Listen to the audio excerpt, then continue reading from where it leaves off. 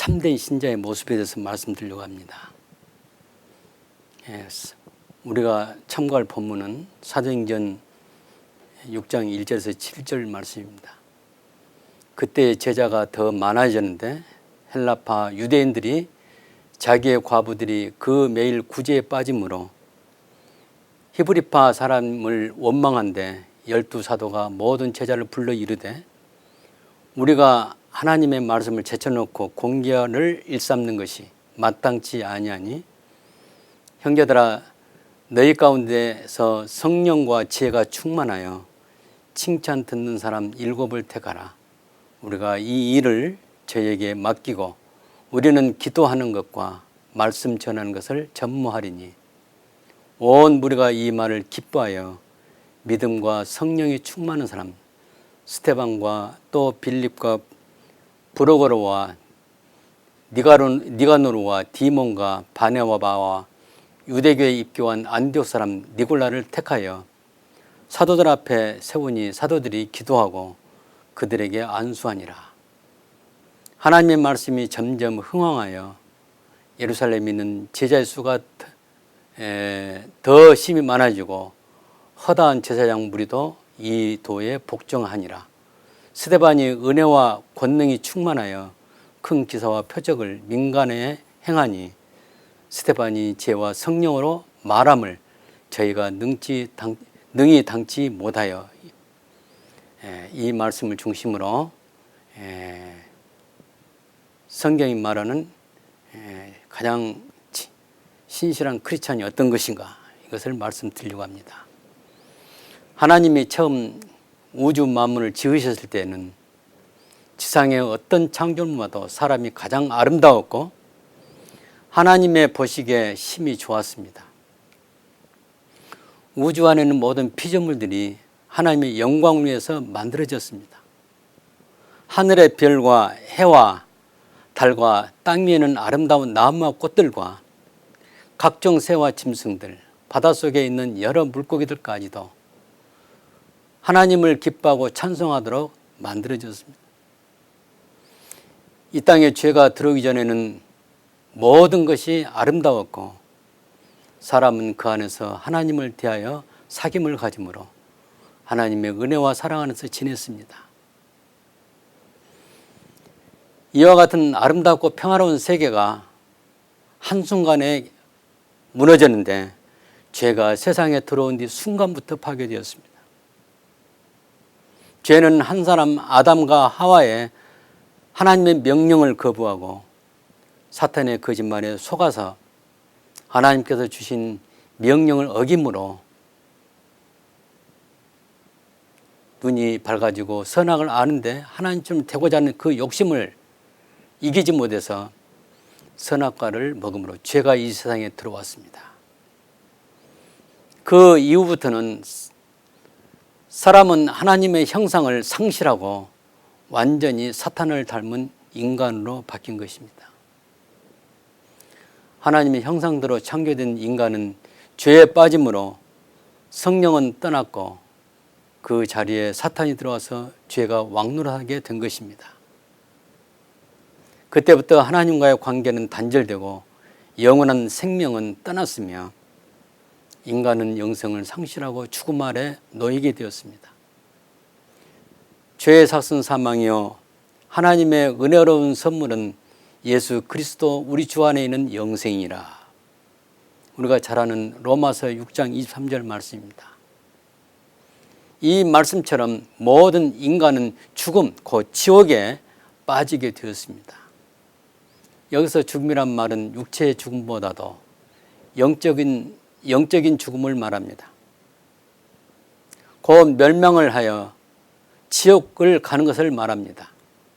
하나님은 인간을 하나님의 형상대로 창조하셨지만 죄에 빠짐으로 하나님의 형상을 상실하고 사탄을 닮은 형상이 이루어졌던 것입니다.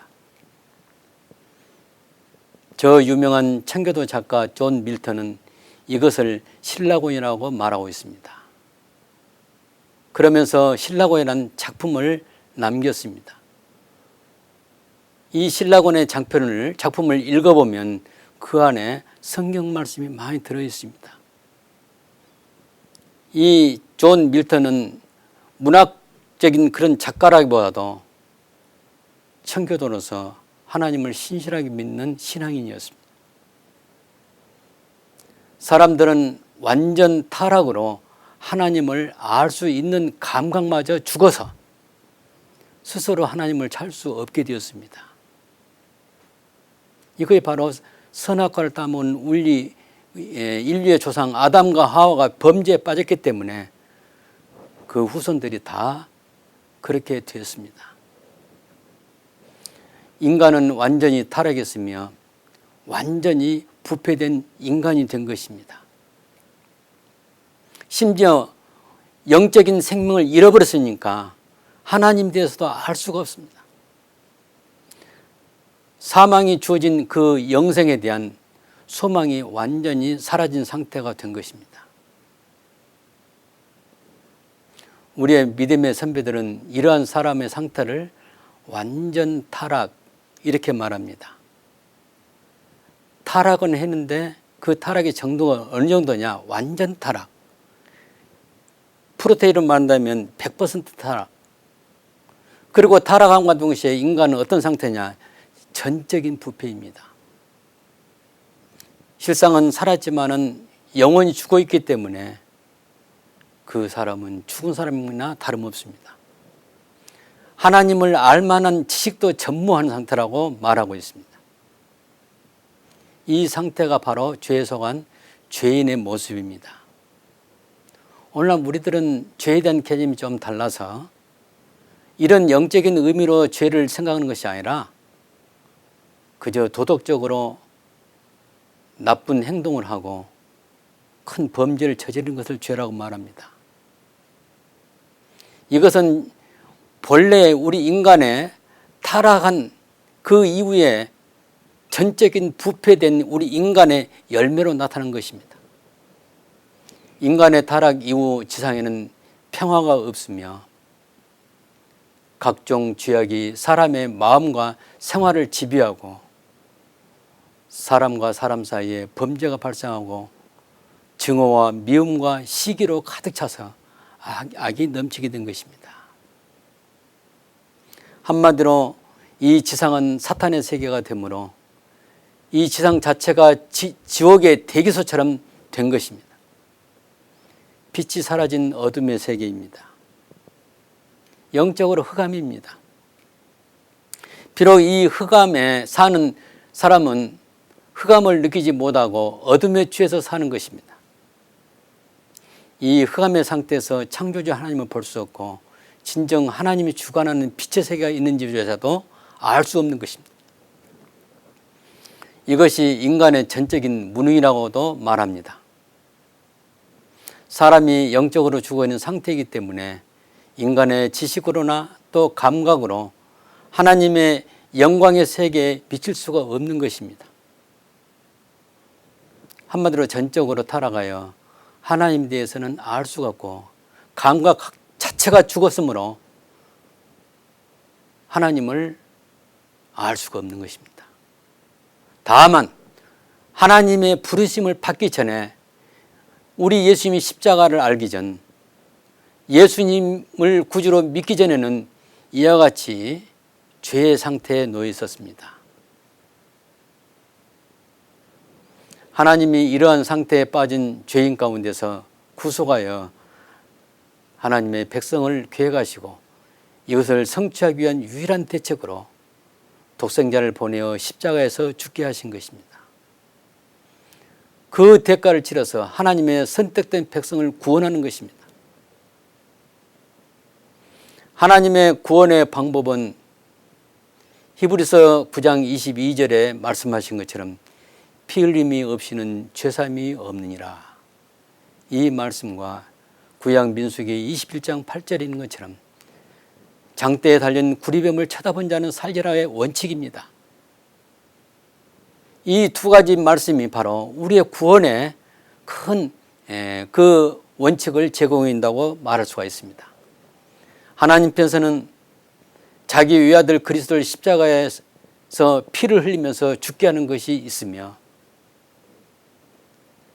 사람 편에서는 십자가에 달리신 구리뱀과 같은 예수 그리스도를 쳐다보는 것입니다. 하나님께서는 자기 사랑의 표현으로 독생자를 주시고 십자가에 달리게 하셨습니다. 이게 하나님이 하신 일입니다. 우리가 하는 일은 무엇입니까? 이 구리뱀을 쳐다보면 다 살리라 그렇게 모세가 외쳤던 것처럼 예수님을 십자가에 매달리시고 그 십자가를 쳐다보는 자는 살게 되는 것입니다. 하나님은 은혜로 이런 방법을 마련하신 것입니다. 죄인이 회복되는 유일한 방법은 원시적인 것으로 보일지라도 이 방법 외에는 다른 방법이 없습니다. 다만 우리는 나를 위해서 피를 흘리셨고 그 피를 흘리시기 위해서 십자가에 달리신 예수님을 의지하는 방법밖에는 없는 것입니다. 예수님께서 십자가를 지시는 것이 죄악과 사탄의 집에서 벗어나는 단 하나의 방법이고 길인 것입니다. 오늘 소개된 초대 예루살렘 교회에 세워진 7명 집사를 우리가 잘 알고 있습니다. 이 집사를 선택하는 과정에서 우리는 신자의 참 모습을 볼 수가 있습니다. 한마디 말하면 이 7 집사는 크리스찬의 샘플, 신자의 샘플입니다. 당시의 집사의 위치는 사도 다음가는 교회 일꾼이었습니다. 하나님의 은혜로 예수 그리스도의 제자가 되었고 그들이 성숙한 신자로 하나님 교회에 봉사할 수 있는 신앙의 자질을 갖춘 사람들이었습니다. 여러 신자들에게 모범된 사람이었습니다. 이 사람들은 앞에서 말한 죄에 속하고 타락한 인간과는 180도 다른 하나님께 속한 사람인 것입니다. 오늘 하나님은 우리가 그 모습이기를 원하시는 것입니다. 하나님의 자녀로 부르심을 받고 천국 시민의 자리에 있게 된 우리는 더 이상 사탄의 도구가 되어서도 안 되고 죄 가운데서 머물러 살아서도 안 되는 것을 하나님이 원하시는 것입니다. 우리는 참된 신자의 모습을 이루고 회복되는 것을 하나님이 원하십니다. 이것을 말하기를 낙원을 회복하는 것이다 이렇게 말합니다. 이 낙원을 회복한단 말은 복낙원. 존 밀턴이 쓴 다른 책의 이름이 복낙원입니다. 신자의 모습은 어떤 모습이야냐? 성령과 지혜가 충만한 사람, 믿음과 성령이 충만한 사람, 은혜와 권능이 충만한 사람입니다. 여러분 이런 말 많이 들어봤죠? 아마 교회에서 부흥사를 통해서 이런 말 많이 들어봤을 줄 압니다.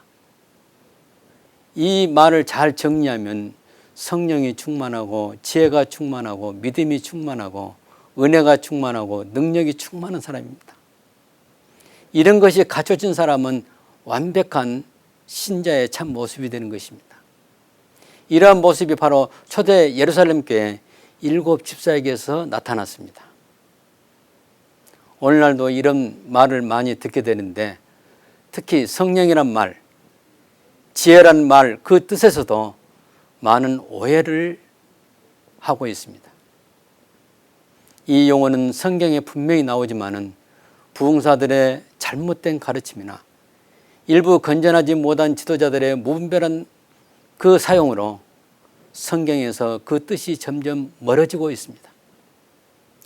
믿음이란 용어, 권능이란 용어까지도 성경에서 가르친 뜻에서 거리가 먼 다른 해석을 믿고 있는 것입니다. 충만이라는 말이 있습니다. 이 용어를 흔히 말하는 뜻은 어떤 뜻이냐? 그릇에 물이 가득 찬 그 개념으로 충만이라고 말합니다. 성령이 내 육체 안에 넘치는 것처럼 성령 충만을 말하기도 합니다. 그러나 성경의 원뜻은 100% 성령 하나님이 지배하는 것을 말합니다. 이게 바로 성령 충만입니다. 성령이 내 생각과 내 행동과 모든 삶, 인생의 목표까지도 통치하시고 지배하신 것이 바로 성령 충만입니다. 그러니까 아까 말한 마치 그릇에 물이 철철 넘치는 것처럼 가득 찬 그런 개념이 아니라 성령이 얼마나 나를 붙들고 있느냐, 이런 의미입니다. 신앙인 가운데 스스로 성령 충만하다고 말하는 사람이 있는데 실제는 성령이 나타나지 않고 본인의 인간의 본성이 드러나 보입니다. 이와 같은 사람은 성령이 계신 것이 아니라 소위 말하는 자아로 충만한 상태인 것입니다. 오늘 우리는 초대 예루살렘 교회에 선출된 스데반 집사는 어떠했을까입니다. 스데반 집사는 성령이 충만했다고 할 때 그의 설교를 보면 하나님의 말씀이 나타나며 그의 언어와 자세에서 하나님이 함께 하시고 나타나심을 볼 수가 있습니다. 정상적인 신자의 표본인 것입니다. 바울은 갈라디아서 2장 20절에서 이런 말을 합니다. 내 안에 그리스도가 사신다, 이렇게 말씀합니다. 내가 그리스도와 함께 십자가에 못 박혀 죽고 나니 이제는 내가 산 것이 아니요 내 안에 그리스도가 사신다. 사랑하는 성도 여러분, 여러분도 그 상태에 있습니까? 이와 같이 그리스도가 매 순간 사신 상태가 성령 충만입니다. 우리는 한순간도 성령을 떠나서 살 수가 없습니다. 그런데 실제로 우리 삶은 어떻습니까? 예배드릴 때만 하나님과 함께한 것처럼 보이고 예배당 문을 나서자마자부터 내가 내 마음을 주관하고 있습니다. 그리고 하나님은 나를 도와주시겠지 하는 마치 요즘 우리가 말하는 헬퍼로 생각하는 경우가 많이 있습니다. 그런 하나님이 아니십니다. 하나님은 우리의 목자이시고 우리의 주인이십니다. 자나깨나 우리는 항상 하나님의 영광을 위해서 생각하는 것입니다. 이게 바로 성령 충만에서 나오는 삶일 수가 있습니다. 다음으로 은혜 충만에서 말씀드리겠습니다. 하나님께서 우리를 구원하실 때 은혜로 구원하셨습니다. 다시 말하자면 은혜란 패키지로 통해서 우리를 구원하신 것입니다. 이 은혜 패키지는 하나님의 선택한 백성에게는 거부할 수 없는 은혜가 있습니다. 여러분, 마치 우박이 떨어질 때 우산을 받친다 해서 그 우박을 막을 수 있습니까? 하나님 은혜가 하늘에서 강하게 쏟아질 때 우리는 거부할 수 없습니다. 하나님의 사랑한 자에게 그렇게 은혜를 쏟아 부어주십니다. 이것을 불가항력적인 은혜라고 말합니다. 하나님의 은혜는 거부할 수 없다. 이 은혜는 하나님께서 일방적으로 베풀어 주신 선물로서 사람이 거부할 수 없습니다. 이 은혜는 스데반이 공의 앞에서 설교할 때도 나타납니다. 스데반 집사는 이 은혜 때문에 담대하게 설교할 수 있었습니다. 그 다음에 우리 믿음 충만을 생각해 보겠습니다. 오늘날 많은 사람들이 믿음에 대한 개념과 뜻을 정확히 모르고 있습니다. 흔히 생각하기를 의심하지 않고 믿는 것을 믿음이라고 말합니다. 물론 성경이 진리이므로 성경에 있는 사실을 믿는 것을 믿음이라고 말할 수 있습니다. 예수님의 부활을 의심 없이 받아들이고 예수님의 동정녀 탄생을 의심 없이 받아들인 것을 믿음이라고 할 수 있습니다. 사도신경에서 고백한 내용이 이러한 사실을 의심 없이 믿는다는 내용이 나옵니다. 그래서 믿을 때는 모든 사실을 의심 없이 받아들이는 것을 믿음이라고 말합니다. 그런데 우리는 믿음에 대해서 오용하는 경우가 들어 있습니다. 하나님의 의도한 뜻과 정반대되는 상황에서 믿습니다를 반복하는 것입니다. 그러다 보면 성령의 인도로 믿는 것이 아니라 자기 신념에 이끌려서 믿는 경우가 있습니다. 그러나 분명한 것은 성경 고린도전서 12장 3절에 있는 말씀처럼 성령으로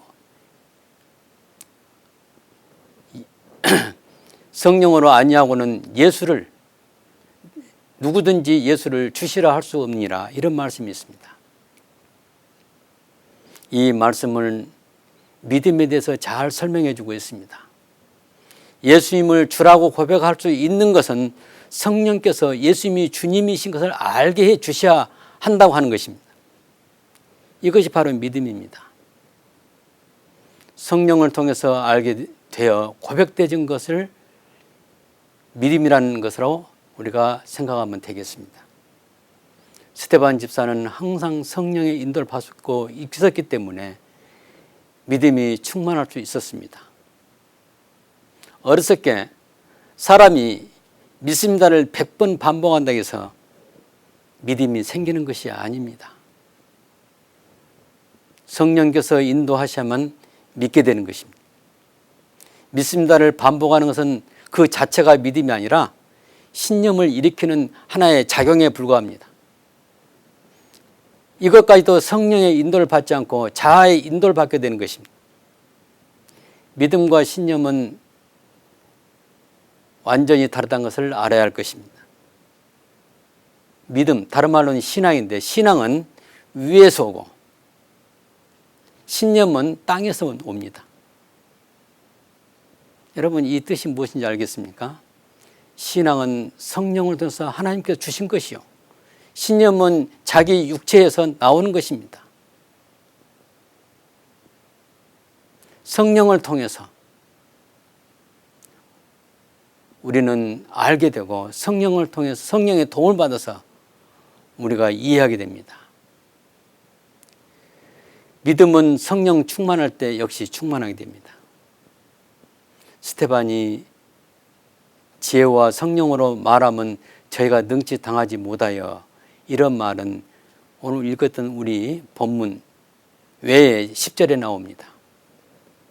스데반 집사는 성령으로 충만했고 지혜로 충만했습니다. 그의 설교의 힘은 구약 전체를 메시아의 관점에서 통달했고 성령 충만과 지혜의 충만으로 이 설교가 결합되어 있기 때문에 그런 힘 있는 설교가 될 수 있었습니다. 사도행전 6장에 나오는 7 집사는 크리스찬의 전형적인 샘플입니다.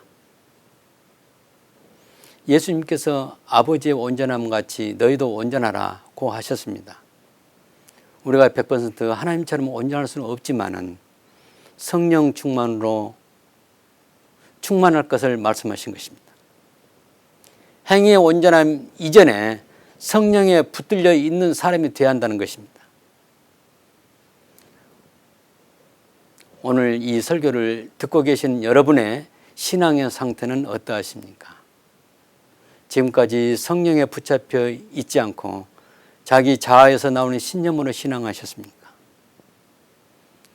영적인 상태를 점검하시고 성령으로 지혜로 또 믿음으로 충만하시기를 바라는 것입니다.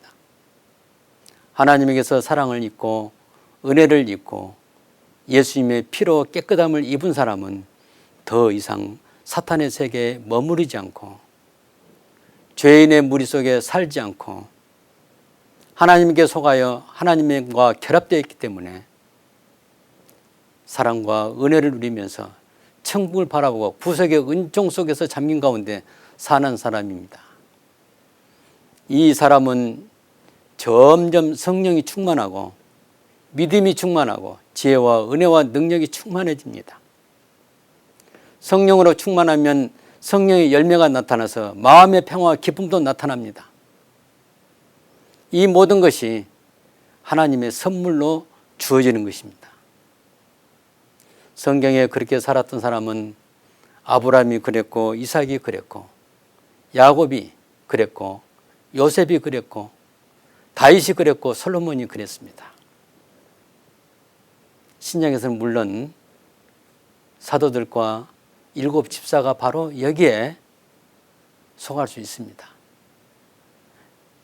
오늘 우리 본문에 나오는 7 집사를 비롯해서 사도들, 바울과 디모데를 비롯해서 많은 신자들, 이들은 환난을 두려워하지 않고 믿음으로 살았던 많은 사람들이 이 은혜 안에 속해 있던 것입니다. 이들은 믿음으로 말미암아 증거를 받았고 우리를 위하여 더 좋은 것을 예비한 것을 바라보고 살았습니다. 오늘 우리가 이룬 곳은 어디입니까? 시온산과 살아계신 하나님의 도성, 하늘의 예루살렘과 천만 천사와 하늘에 기록한 장자들의 총회와 교회와 심판자이신 하나님과 의의 중보이신 예수님이십니다. 이 은혜를 우리 마음 깊이 간직하시기로 남은 인생을 하나님의 영광에서 사시기 바랍니다.